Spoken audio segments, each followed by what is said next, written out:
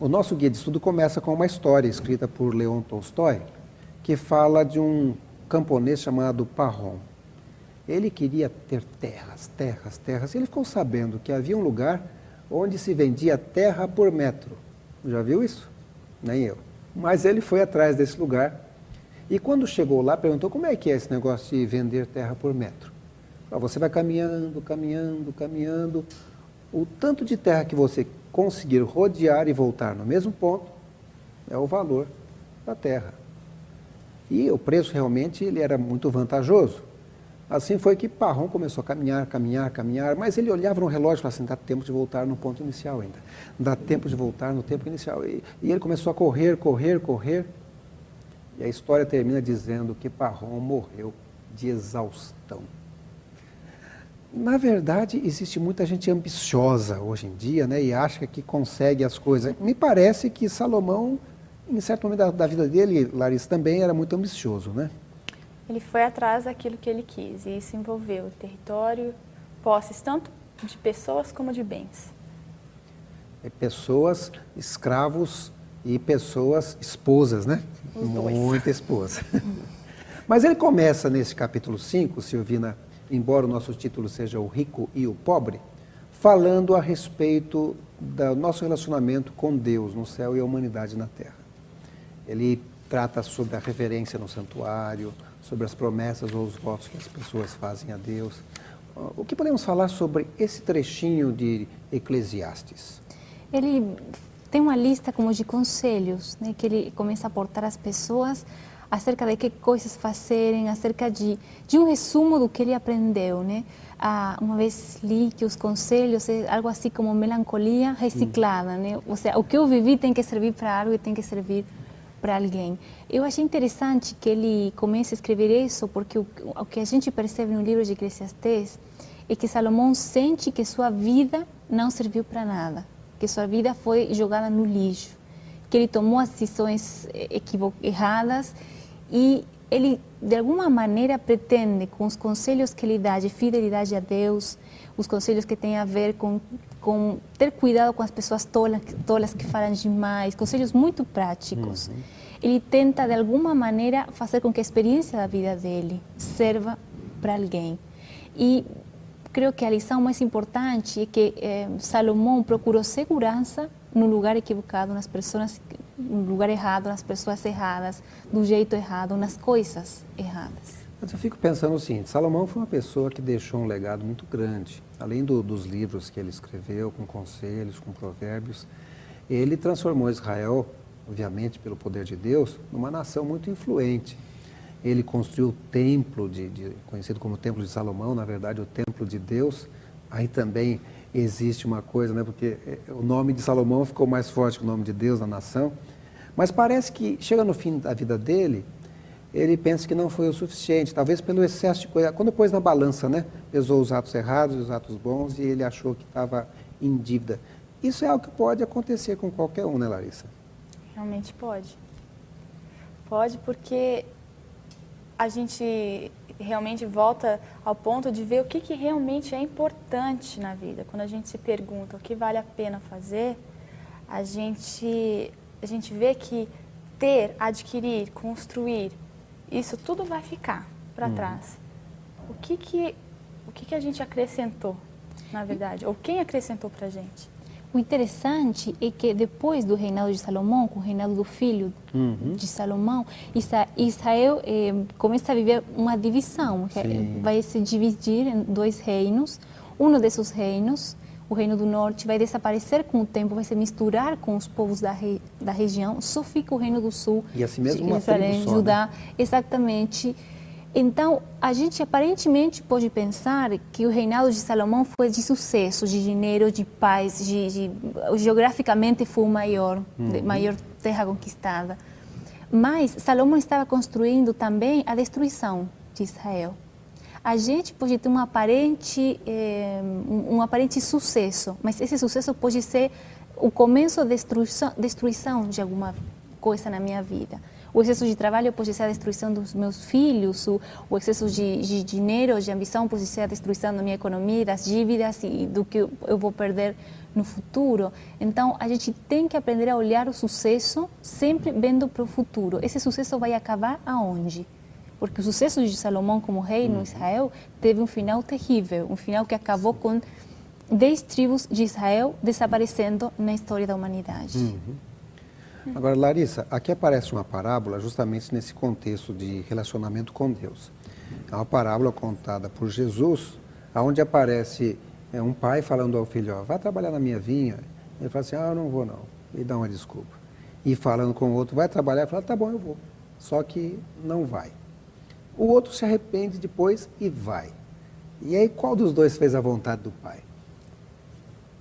A princípio, você pode pensar assim, bom, o que falou que ia, agradou o pai ali de momento, falou, esse é meu filho, ele vai fazer o que eu quero. O outro foi respondão, falou, eu não vou. Ai, desobediente, insensato. Mas, na verdade, quem fez a vontade foi aquele que disse, não vou, e depois foi. Deus, ele criou seres honestos e genuínos. É um pouco do caráter de Deus, honestidade e genuinidade. É isso que ele espera da gente. Eu vejo Deus dessa maneira, que ele quer ver a gente do jeito que a gente é. Porque ele, de todas as pessoas, é quem realmente conhece a gente do jeito que a gente é. Não adianta a gente ficar se disfarçando, usando máscaras, porque o grande problema com o uso da máscara é quando a gente se olha no espelho e já acha que é o nosso rosto normal. E não é. Porque Deus está vendo por trás de tudo. E só que a gente vai se enganando. E chega o dia que as máscaras caem, né? Caem. É o dia da verdade. Agora, a gente tem uma esperança muito grande através da Bíblia, que Deus, ele é perdoador. Na verdade, quando Pedro conversa com Jesus, diz assim, até quantas vezes eu devo perdoar? Até 7, ele achou que foi o máximo, né? E talvez você também ache, talvez eu também, não sei se perdoar 7 vezes a pessoa por algo que ele vem fazendo. E Jesus disse, não 7, mas 70 vezes 7. A bondade de Deus parece que não tem limite, né, Silvina? É engraçado, porque a bondade de Deus não tem limites, mas a sua justiça também não tem limites. Quando a gente confia na bondade de Deus, na misericórdia de Deus, a gente não tem que esquecer que a justiça de Deus é tão profunda quanto a bondade dele. Quando a gente está refugiada na bondade de Deus, a gente está segura. Mas quando a gente é tola e escolhe sair da proteção da bondade de Deus, a gente se enfrenta com a justiça de Deus, que também, justamente porque uma justiça infalível, ela é firme, ela é clara e tem consequências eternas. A bondade de Deus tem consequências eternas, a justiça de Deus também tem consequências eternas. Mas uma coisa que eu admiro profundamente, que parte da bondade de Deus é a paciência de Deus. A paciência de Deus, como é uma expressão do amor de Deus por mim, também é eterna. E isso é maravilhoso. Eu acho que é a grande notícia, a grande novidade, e que dá esperança o tempo todo para o ser humano. Muito bem, vamos falar sobre os pobres agora, né? E nós temos aí o Mateus 26, verso 11, palavras de Jesus, que diz, porque os pobres sempre os tendes convosco. E Salomão agora se volta para o tema-chave do livro, o dinheiro. Aqueles que têm muito e aqueles que não têm. Bom, como é será que a Bíblia fala sobre o tratamento, Larissa, que deve ser dado aos pobres? Bem, a Bíblia é muito clara com o que diz respeito ao tratamento que nós devemos dar aos pobres e a quem os pobres pertencem. Porque é muito fácil para a gente pensar que possui as pessoas. E eu acho engraçado que Salomão venha tratar dessa questão dos pobres, porque ele parece uma pessoa que estava assim.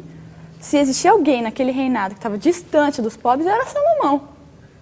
De todos os tipos de momentos, porque ele se fechou e construiu e constituiu um reinado onde ele estava dentro das regalias e o resto era o povo. Ou seja, parece aqui o roto falando do rasgado. E sabe, agora ele vem com essa ponderação, e o que vamos fazer com os pobres? Ele não foi pobre, não experimentou isso, mas ele começou a pensar na condição do pobre. Porque, principalmente nos tempos bíblicos, eu aprendi que o pobre era realmente um escravo. Então, esse senso de possessão, de que se você é pobre, mesmo que você seja uma familiar, ou seja, seja da mesma família, mas você ficou pobre, eu tenho direito sobre você. E a Bíblia dá orientações muito claras sobre isso, mas uma coisa que eu achei muito interessante é essa questão de possuir. Você não possui ninguém. Por menos condições que essa pessoa possa ter. Uma coisa interessante, alguém falou alguma vez, o problema não é o dinheiro, o problema é o amor ao dinheiro. Sim. E o amor ao dinheiro é um problema que tem os pobres e os ricos. Os ricos adoram, amam o dinheiro que têm. E os pobres amam o dinheiro que eles querem ter. Então, eu acho que um espírito pobre está presente tanto em ricos como em pobres economicamente. A gente muitas vezes cai no clichê de fazer apologia da pobreza. Sim. Não, a pobreza não é sinônimo de espiritualidade, a pobreza não é sinônimo de humildade, a pobreza não é sinônimo de virtude. Tanto a pobreza como a riqueza, quando está enfocada no dinheiro e no amor ao dinheiro, é pecado. Nós temos aqui alguns textos bíblicos falando do tratamento que deve ser conferido ao pobre. E aqui fala, por exemplo, em Levítico 19, verso 15, que são leis que foram dadas ao povo de Israel, para não cometer injustiça em julgamentos e nem favorecer os pobres e nem agradar os grandes. Hoje em dia é comum as pessoas perguntarem se a justiça, se existe realmente justiça para os pobres, que às vezes não pode contratar um bom advogado, e os ricos que podem contratar equipes de advogados e no fim cometeram um crime mesmo e o crime não é punido. Ou seja, parece que o problema que eles tinham lá na época do povo de Israel, ele continua até hoje, né? É o problema da injustiça. E é o que faz o nosso sistema econômico vigente funcionar. É o egoísmo, é a ganância, é a exploração. Eu acredito que isso seja instintivo, isso é parte do pecado, essa questão de concorrer com o seu próximo e oprimir. Mas não existem países mais justos, Larissa?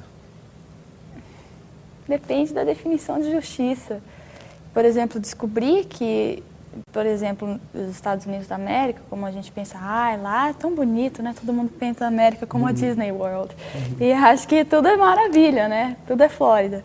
Mas em Nova York, os nova-iorquinos estão mais pobres, Jonathan. Eu estava dando uma olhadinha em alguns dados aqui, e 700 mil nova-iorquinos estão próximos ou abaixo da linha da pobreza. Está existindo, está crescendo o número de pobres no mundo, e pobres que eu digo assim, a classe média endividada e tal. E você pensa assim, não, mas eles têm um carro, mas eles, sabe, parece que o senso de justiça e de igualdade está mais homogêneo.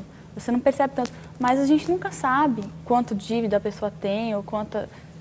Então, essa justiça social às vezes não é. Algo que eu achei interessante, uma palestra na universidade, é que no mundo existe excedente de capital, ou seja, existe dinheiro demais. Dinheiro que não poderia ser gastado nem por a humanidade toda. E é interessante, mas como as nossas economias estão baseadas no investimento, eu tenho que investir em algo que me dê maior ganância ainda. E, por supuesto, alimentar crianças que morrem de fome na África não é um investimento que vai me dar ganância. Não dá lucro nenhum, né? Exatamente. Então, existe um excedente de dinheiro no mundo, mas o problema é como está repartido esse dinheiro. E aqui vem um problema da ambição. E o interessante é que o dinheiro representa para nós segurança, prazer, poder, que são coisas que o ser humano procura para suprir as suas carências. Porque quando eu tenho dinheiro, eu tenho saúde garantida, eu tenho segurança, eu tenho poder sobre outras pessoas, eu posso fazer o que eu quero, o que eu tenho vontade. Então, no final, o problema não é o dinheiro. O problema é a necessidade que o ser humano tem de suprir as suas carências de insegurança, de desafeto, de insatisfação. E utiliza o dinheiro para suprir essas carências. Mas a pessoa que vive uma vida de consagração, uma vida de intimidade com Deus, suple as suas carências com Deus. As suas carências emocionais, as suas carências físicas. Então, o dinheiro passa a um segundo plano, o dinheiro deixa de ser importante. Eu acho que a gente tem que se concentrar não tanto no dinheiro, sino por que a gente corre atrás do dinheiro. Por que as pessoas acumulam tanto dinheiro que não vão poder gastar nem sequer a geração dos seus netos. E é porque a gente está cada vez mais insegura, suprindo mais e mais e mais carências. No momento em que a gente entrega essas carências para Deus, o dinheiro deixa de ser importante. Uma outra coisa que é colocado aqui, não faça alguém trabalhar como escravo, não feche a mão para o seu irmão e não se aproveitar do pobre e pagar o salário dele na data correta, né? Uma coisa que eu achei interessante sobre esse verso em Deuteronômio, que se encontra em Deuteronômio 24, 14 e 15, onde está muito claro uma ordenação de Deus que deve-se pagar o pobre devidamente para que ele não reclame para com Deus e o pecado dele caia sobre você. Eu comecei a pensar, mas por que isso aconteceria? Afinal de contas, não sou eu que estou reclamando. Acontece que a situação, você está provocando uma situação de reclamação, se você não é justo com o que lhe foi dado a ser justo. Porque o pobre vai reclamar da situação dele, ele já está numa circunstância de pobreza e ele vai reclamar para com Deus, que não existe justiça e tal. Então, se você pode prevenir, se você tem a condição de prevenir, está numa outra circunstância, então faça isso, é o que Deus está mandando.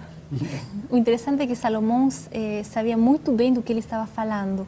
Os países vizinhos visitavam a terra de Israel porque eles queriam estudar como era o sistema de distribuição de riqueza em Israel, como era o sistema econômico, como era o sistema... Porque existia pobreza em Israel, mas Deus tinha dado providências claras para lidar bem com essa riqueza, com essa pobreza, para que a pobreza não se converta em miséria, que é outra coisa. Já tem que ver com atitude, tem que ver com questões delictivas, tem que ver com necessidades básicas que não são supridas.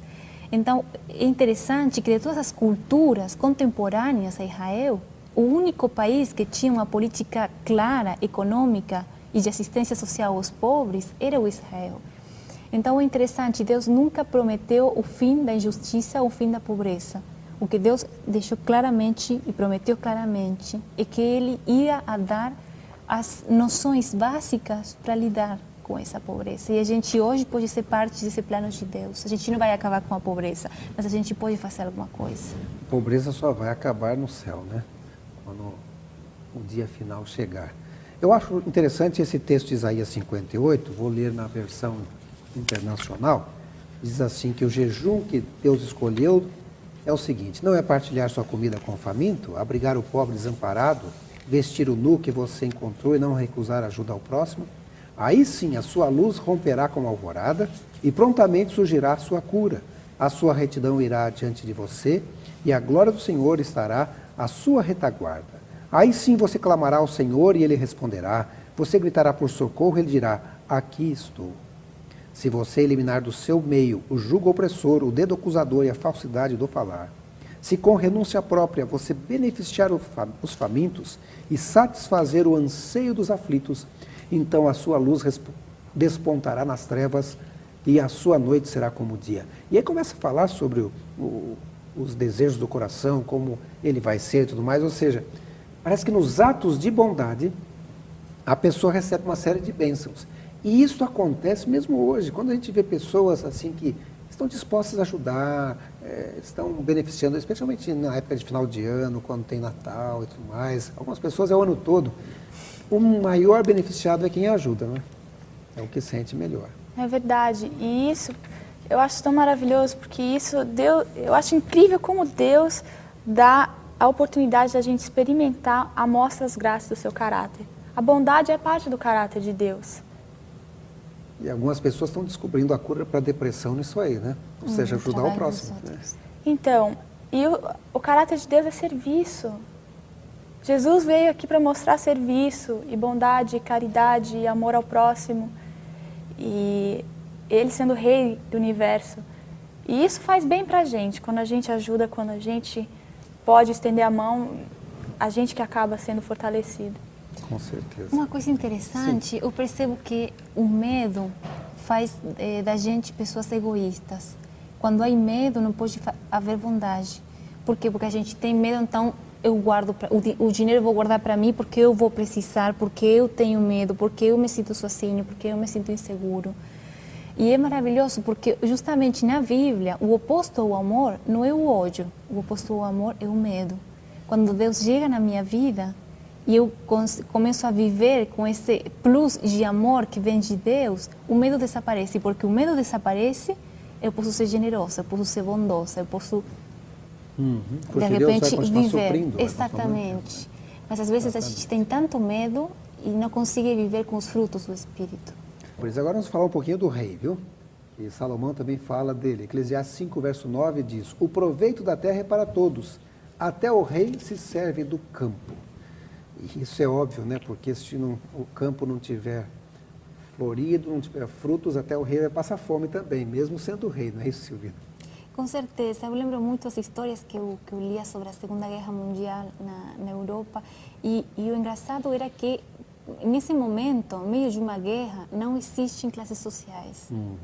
No meio de uma guerra, já todo mundo vai passar fome, todo mundo vai passar frio, todo mundo... Se alguém conseguiu sair do país antes de tempo, tudo bem. Mas nesse momento, quando às vezes você tem dinheiro, mas não tem o suministro, não tem o alimento, não tem o que fazer com isso, né? E isso é maravilhoso. A natureza coloca o ego do homem no lugar certo. Porque quando há um terremoto, a natureza pouco se importa se você tem ou não tem dinheiro. Exatamente. Quando há uma guerra, quando há umas sequias, como há hambre em algum país, em alguma terra, não importa se você tem ou não tem dinheiro.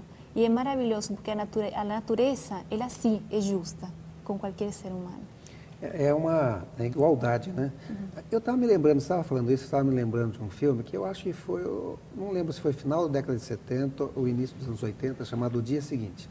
Estava justamente na época da Guerra Fria e começou-se a imaginar se alguém soltasse um míssil com uma bomba atômica, o que aconteceria. E hoje a gente pode pensar ainda assim, porque o mundo é a casa de todos. Se alguém soltar uma bomba atômica no planeta, ele não está destruindo o outro. É o que a gente pode chamar de tiro no pé, né? É a aldeia global em que a gente vive. E, na verdade, aqui o que a mensagem quer colocar, quando a gente vê outros textos da Bíblia, Deuteronômio 10, 14, Salmo 8, verso 6 e assim por diante, a terra, no fundo, Larissa, pertence a Deus. E nós nos servimos dela. Quer dizer, nós somos mordomos e devemos cuidar dela, né? Eu muitas vezes pensava nessa frase de Jesus que diz: Deus faz chover sobre justos e injustos. E eu acho isso tão injusto, tão ruim. Tem pessoas que não merecem chuva, eu mereço, mas tem pessoas que não merecem chuva. E eu realmente me assombra essa justiça de Deus. Ou seja, eu posso estar com o pior assassino do planeta, mas se a gente está junta numa vide, os dois podemos nos servir das uvas, os dois. Nenhum dos dois vai morrer de fome. E acho que essa justiça, que parece ilógica de parte de Deus, tem a ver com a sua paciência, com a sua bondade, com as novas oportunidades que Ele quer me dar. E tem a ver também, Jonathan, com que eu posso ser boa hoje, amanhã eu posso ser um assassino. Esse assassino pode ser hoje um assassino, amanhã pode ser um santo.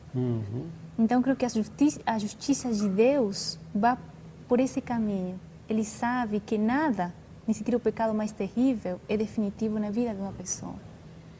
É verdade. Agora, eu notei aqui que algumas pessoas se enriquecem graças à exploração dos pobres. E eu fiquei pensando que Salomão foi através de impostos altíssimos que ele construiu. Na verdade, o povo era obrigado a trabalhar para Salomão para construir o que ele teve. Então, ele também se equivocou na sua vida, né, Larissa? E eu acho que isso, Jonathan, gera principalmente para... Hoje em dia a gente não sente a mesma coisa? Não é uma mordida enorme do seu salário que vai todo mês embora em impostos e tributos, e aí você pensa, escola pública, eu tenho uma escola pública decente para colocar meu filho? Não tenho. Meu pai está morrendo, eu vou colocar no hospital público? Não posso. Vou esperar 15 horas numa fila, porque é a verdade, e vai acabar passando mal. Sendo que estão tirando uma mordida relativamente grande do seu salário todo mês para imposto em INSS, depois você não pode usufruir, paga imposto de renda, paga imposto em tudo que você faz, continua do mesmo jeito. Mas esse é o nosso país, né? Onde você morou durante um tempo nos Estados Unidos é diferente, né? Você tem, assim, hospitais à vontade, escolas públicas à vontade, como é que é? Tem, assim, né, Jonathan? Você tem mais acesso. Eu acredito que você tem um melhor acesso. Mas paga também, né? Paga muito. Porque eu tenho visto, a minha cunhada outro dia precisou do hospital e quiseram cobrar $20 mil por 2 dias de hospital, Larissa. Sim. $20 mil. Eles não são muito tolerantes com relação aos pobres também lá, não. Eu tive um O acidente. sistema de saúde dos Estados Unidos é claramente um sistema muito ruim. Muito. Está declarado mundialmente como um muito mau sistema, mas a gente tem essa ideia, se o país é rico, está tudo certo. E não é. O sistema educativo, o sistema de saúde dos Estados Unidos, ou seja, é um modelo muito ruim. Eu conversava, há pouco tempo atrás, umas 2 semanas atrás, eu conversava com uma amiga minha que se formou em assistência social e ela é professora hoje. E o meu pai perguntou a ela, você tem crianças especiais na sua sala? Ela falou assim, eu tenho muitas crianças especiais com deficiência que precisariam ter uma classe separada, porque lá nos Estados Unidos eles têm classes separadas para lidar. Só que o governo, eles não querem pagar para essas crianças terem essa oportunidade de se desenvolver num ambiente que lhes favoreça esse desenvolvimento, porque mais recursos têm que ser alocados para isso, e eles não querem. Então eles forjam testes para que essas crianças se enquadrem dentro de uma sala normal de aula e não tenham acesso devido a um professor. E um professor, tipo, numa escola de 2 mil alunos, 20% dessas crianças têm necessidades especiais. E um professor para 20% de uma população de 2 mil alunos é muito. É sobrecarga muito grande. Ela falou assim, eu não tenho condições. Então você pensa, esse sistema Disney educacional, sistema Disney de saúde, é uma farsa, é uma mentira. Eu, por exemplo, eu tive um acidente e para ser transportada na ambulância me custa $2 mil. Transportada. Eu não tenho $2 mil para pagar numa ambulância. Colocar uma tala na minha perna, $750. É muito dinheiro. Então, eles não são muito tolerantes com os pobres, não. Quer dizer que perfeição só no céu mesmo, né? Só no céu. E o interessante, eu lembro, fizeram uma investigação acerca de quais eram os países mais felizes no mundo. O que a gente pensaria? A gente pensaria em Estados Unidos, quizá não tanto Estados Unidos, mas a gente pensaria imediatamente na Europa. Sim, Suécia, né? Que eles parecem que tem, não só são países ricos, sino que tem um sistema social muito ordenado, muito... E o engraçado foi que esses foram os países que ficaram no último lugar. Os 2 países com pessoas mais felizes foram Índia e Bangladesh. É são pobre, países, mas é feliz, né? São países muito pobres, muito pobres. E isso significa, e o interessante é que não são só países pobres, sino que são países que têm uma estrutura espiritual muito forte. São países que dão lugar para a espiritualidade, não são países cristãos, mas eles dão lugar para a espiritualidade, para a humildade, para o respeito ao outro. E são pessoas que nunca se concentraram no dinheiro. Eles são felizes porque eles estão vivos, porque eles têm uma família, porque a família está com eles. Então, mas a gente ainda assim continua achando que o dinheiro é o caminho mais curto hacia a felicidade. Não, está comprovado que isso não é certo. Bom, a gente brinca sempre dizendo o seguinte, né? A gente ganha pouco, mas se diverte, né? E parece que isso é uma realidade, viu? Pelo menos lá. Agora, aqui fala também de algo que tem acontecido hoje. As pessoas correndo atrás do dinheiro, estão procurando aí os meios de poupança, de investimento e talvez até coisas desonestas para ter mais dinheiro. E a Bíblia menciona que você não deve colocar o ouro e a prata aqui na terra, porque aqui enferruja, mas ouro e prata não enferruja. O que quer dizer isso aí, Larissa? Onde você esconde seus tesouros, você esconde seu coração. É a Bíblia, não é clichê, é a Bíblia. Você se deposita, é investimento, você investe energia, você investe emoção, você investe trabalho. Se você colocou ali, você deixou um pouco, você se trocou por aquilo. Aquilo adquire uma nova esfera para você, é um pouco de você. A gente é escrava do que a gente ama, né? Sejam pessoas, ou sejam objetos, ou seja dinheiro. A gente é escravo do que a gente ama, por isso a gente tem que escolher muito bem que coisas e que pessoas a gente vai amar. Bom, aqui no nosso próximo tópico, parece que nunca é o suficiente, né? A gente vê pessoas com milhões e milhões e milhões, parece que nunca é o suficiente. Há algum tempo atrás eu fui a Las Vegas para uma feira e entrei num cassino para conhecer o cassino. E eu vi com que facilidade as pessoas jogam fora milhões e nem piscam, né? Eu lembro que um colega meu que estava comigo, ele falou assim, esse sujeito já jogou fora mais de $1.000 e nem fica triste, eu fico triste se perder uma moedinha. Mas veja, as pessoas parece que não amam dinheiro, mas na realidade estão ali por causa da ganância, né, Silvina? Com certeza, acho que essa esperança de eu estou perdendo agora, mas daqui a pouco eu vou ganhar, daqui a pouco eu vou ganhar. E essa, muitas vezes essa ambição de procurar mais dinheiro e mais dinheiro e mais dinheiro, de alguma maneira é algo que dá sentido na minha vida. Se eu quero mais, eu quero mais, eu quero mais, porque a gente não sabe colocar os limites, porque a gente está procurando saciar uma necessidade que não tem nada a ver com dinheiro. Então a gente, essa expectativa de eu quero conseguir mais dinheiro, mantém a gente em movimento, mantém a gente trabalhando, mantém a gente com esperança, mas é tolice, é tolice. Talvez seja por isso que eu vi uma matéria uma vez na revista mostrando os ganhadores das loterias brasileiras e como a maioria deles estavam pobres. A grande maioria, ou seja, não fizeram nada com aqueles milhões que receberam. Ou seja, nunca é suficiente, né?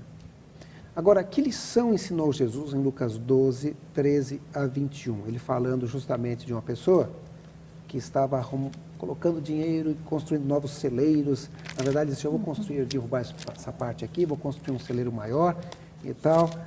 E Jesus disse para ele assim, louco, essa noite morrerás. Então, quem ficará com o que você preparou? Será que as pessoas pensam nisso, Larissa? As pessoas, elas não gostam de encarar o fato de que a vida tem um fim. E de que, às vezes, o que você está construindo não vai te adiantar de nada. Porque elas precisam de alguma coisa que lhes motive a continuar vivendo. O motivo pelo qual elas se troquem. E ninguém gosta de pensar que vai ficar às traças ou que pode, sabe, acontecer alguma coisa. Então, elas não se deparam muito com a possibilidade do fim. Mas a morte e o fim é a única coisa que realmente podemos esperar, que as coisas vão acabar. Mas, graças a Deus que a gente acredita na Bíblia e nas palavras de Jesus, a gente pode acreditar que vai ter algo melhor. Pela graça de Deus. E aí é um paralelo que me deixa, assim, sabe, surpresa. Porque as coisas que a gente realmente precisa, Jonathan, são de graça. Então, a gente se depara com a natureza humana, a natureza carnal tão mesquinha, tão egoísta, tão centrada no eu. E as coisas que realmente... Eu não posso comprar ar puro, eu posso comprar uma melhor qualidade de ar, mas eu não posso comprar ar puro, eu não posso comprar água pura, eu não sei fabricar água, eu não posso comprar...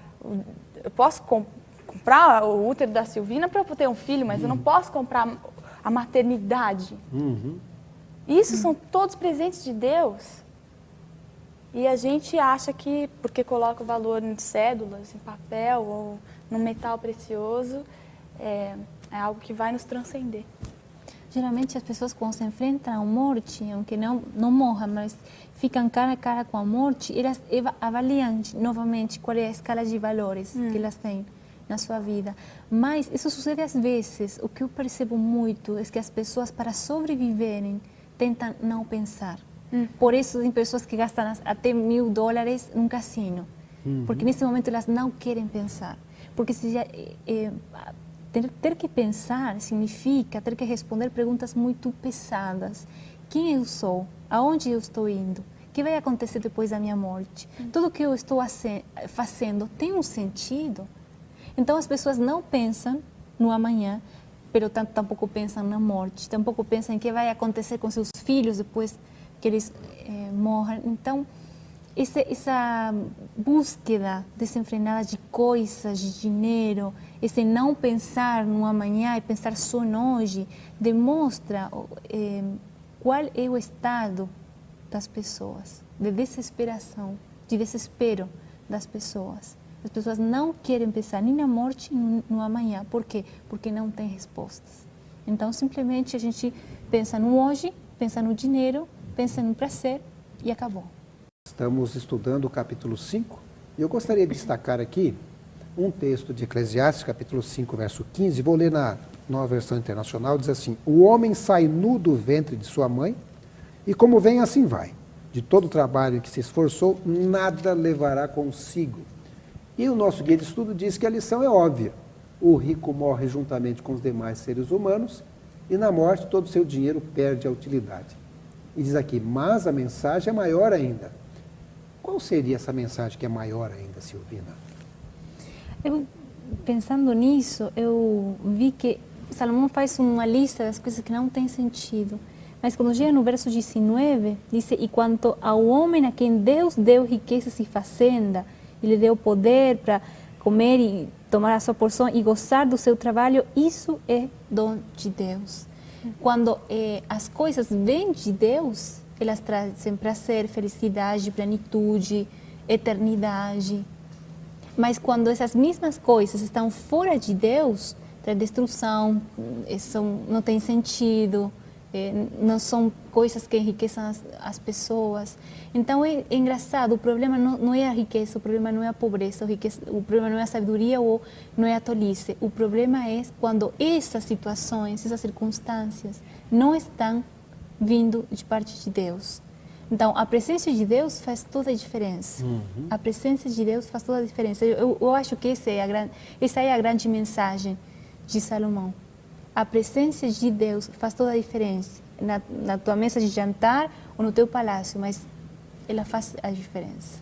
Inclusive aqui no nosso guia de estudo diz que dinheiro, fama, poder, paixão, até amor, todas essas coisas têm o seu lugar e são dons de Deus. Mas elas também podem ser ferramentas do diabo para fazer com que a pessoa tropece.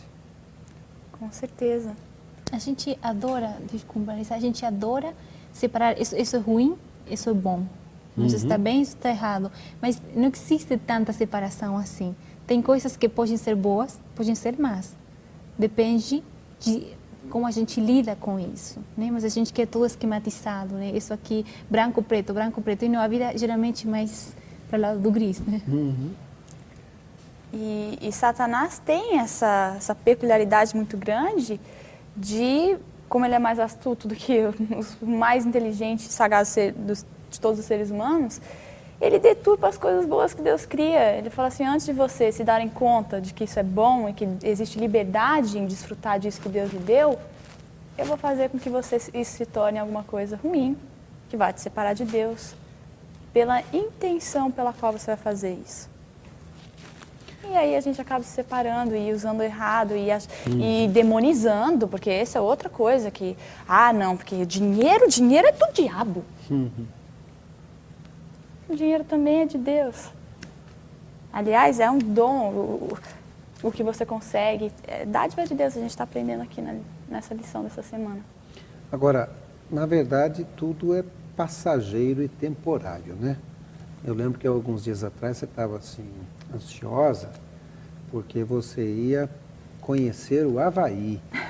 Mas passou tão rapidinho, não foi, Larissa? Passou tão rápido, passou uns 5 dias.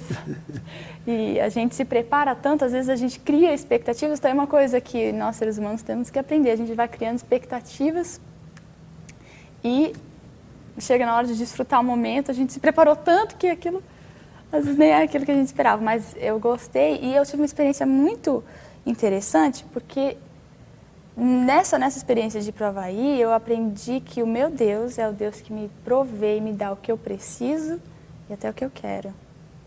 E eu fui para lá sem muitos recursos financeiros, Jonathan. E Deus foi tão bondoso comigo que Ele achou para mim um lugar para ficar e proveu alimento e hospedagem. E é tão bom poder desfrutar quando você tem consciência de que isso não fui eu que fui atrás, não foi meu dinheiro que pagou, foi um presente que Deus me deu.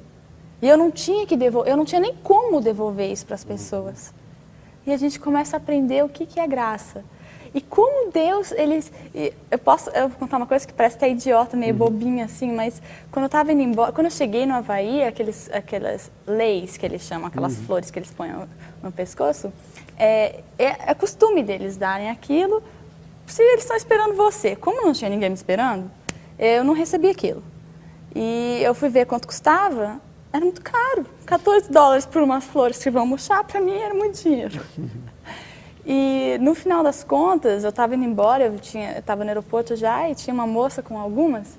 E eu pedi a ela se podia tirar uma foto, porque afinal, para mim, aquilo é foto do Havaí, com uma lei daquelas.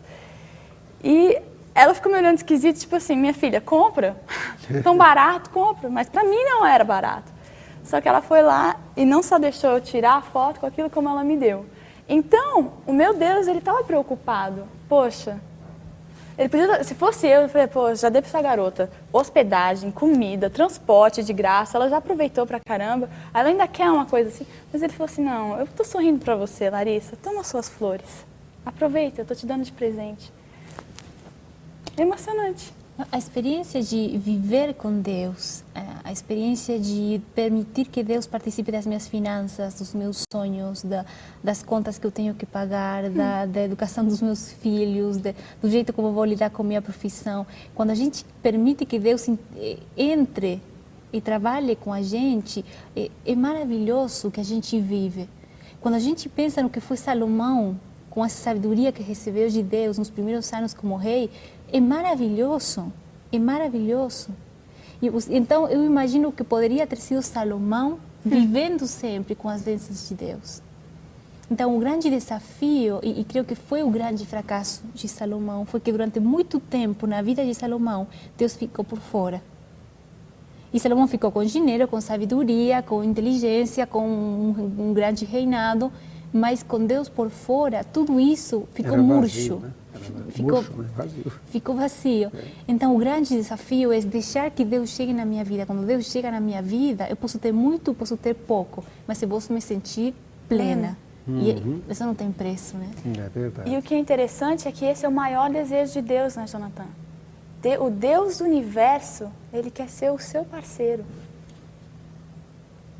E você falou uma palavra muito interessante, parceria. E eu fiquei pensando numa pergunta que diz aqui, que fala, quais são as cordas que Satanás usa para ligar você a este mundo?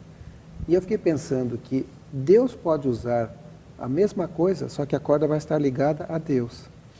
E quando está ligada a Deus, a felicidade é muito maior do que quando está ligada ao inimigo, a Satanás. Né? E Satanás, a diferença entre Deus e Satanás é que Deus convida, Satanás obriga, Satanás força, Satanás, ele te acorrenta. Deus, ele quer se ligar a você por um elo que você tem que permitir. Ele não vai te forçar. As bênçãos, Deus poderia ter tirado as bênçãos de Salomão, ele é o Deus onipotente, mas ele prometeu e ele cumpriu, ele não vai tirar. Deus não trabalha com ameaça, Deus não trabalha com chantagem. Deus é um Deus verdadeiro, um Deus de misericórdia, mas é um Deus de promessa e de palavra, ele cumpre. E é o que ele mais quer é ter essa... É o mesmo Deus de Salomão, ele não muda.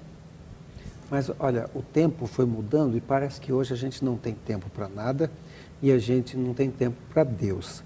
Na nossa época tão corrida, tão cheia de coisas que atrapalham, são prazeres que chegam muito forte até nós através da TV, da internet e tantas coisas mais que roubam o nosso tempo com Deus. É mais difícil hoje a gente ver as prioridades reais que nos ligam a Deus do que era naquela época, será? Acho que não, e eu acho que o problema não é o tempo, o problema é a motivação. Você, quando está apaixonado, você arranja tempo. A gente pode estar terminando o curso, terminando a faculdade, com esse trabalho extra, mas quando a gente está motivado, a gente arranja tempo. Então, a gente tem que parar com essa excusa de eu não tenho tempo e vamos dizer as coisas como são. A gente não tem motivação para as coisas espirituais. A gente não tem vontade. Mas nenhum relacionamento cresce sem trabalho. E uno não sempre tem vontade de trabalhar pelos relacionamentos que os amigos, a família, os irmãos, os pais, os parceiros, os matrimônios. Então, tem um momento em que eu tenho que decidir construir minha vida com Deus. Tenho que decidir desligar a televisão e estudar a Bíblia. Tenho que decidir fazer as coisas. Se a gente vai esperar a motivação chegar, ou ter essa vontade extrasensorial, ou uma questão mística, esse momento não vai chegar. Deus trabalha com nossas emoções, mas Deus também trabalha com as nossas decisões. Então, se a motivação não chegou à minha vida, pois então eu vou procurar essa motivação em algum lugar. Muito bom. Gostei do que você falou, viu, Silvina?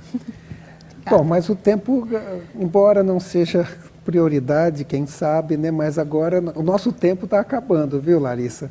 E eu vou tá dar um limitado. tempinho para você pegar e falar aqui ou colocar as suas considerações finais, Larissa. Eu aprendi com essa colocação de Salomão sobre a riqueza e a pobreza que as melhores coisas nessa vida realmente são de graça e não são por nada que a gente possa fazer. Tudo realmente vem de Deus. No final da vida, Jesus mesmo fala: que dará o homem pela sua salvação? Nada. A salvação é grátis. Se a gente fica se prendendo aos valores materiais do que é riqueza e do que é pobreza, a gente nunca vai ter condições de entender o conceito da graça, porque a gente sempre vai querer trocar por alguma coisa. E não há nada que a Larissa, que o Jonathan e a Silvina possa oferecer para Jesus para pagar o sofrimento que ele teve na cruz e quer oferecer para você. Então, os nossos valores, quando a gente começa a ter a consciência da presença de Deus, quando a gente é honesto para com Deus e a gente aceita a vontade de Deus para a nossa vida, só assim nós podemos experimentar do que realmente é viver próximo a Deus e ser abençoado com as riquezas que Ele tem para oferecer para a gente. Maravilha. Silvina, suas considerações finais.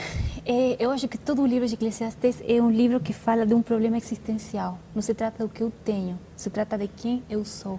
E eu penso muito em Jesus. Jesus não falava do que ele tinha. Jesus não falava, inclusive, do que ele fazia. Mas cada vez que alguém perguntava para Jesus quem ele era, Jesus respondia. Jesus não tinha vergonha, não tinha medo de falar: eu sou o Messias, eu sou o Salvador. Essa é a resposta que Deus espera da gente. Esse é o trabalho que Deus quer fazer com a gente. Deus não está preocupado com o que a gente tem, Deus está preocupado com o que a gente é. Deus quer que nós consigamos responder essa pergunta: eu sou um filho de Deus, eu sou uma pessoa plena, eu sou uma pessoa íntegra. E essa é a resposta mais difícil de conseguir, porque significa que eu tenho que parar, que eu tenho que me olhar, que eu tenho que avaliar o que eu sou, avaliar o que eu estou fazendo. Mas Deus está preocupado com a nossa identidade, com ajudar-nos a responder essa pergunta: quem eu sou? E uma última imagem, Jonathan, se você me permitir.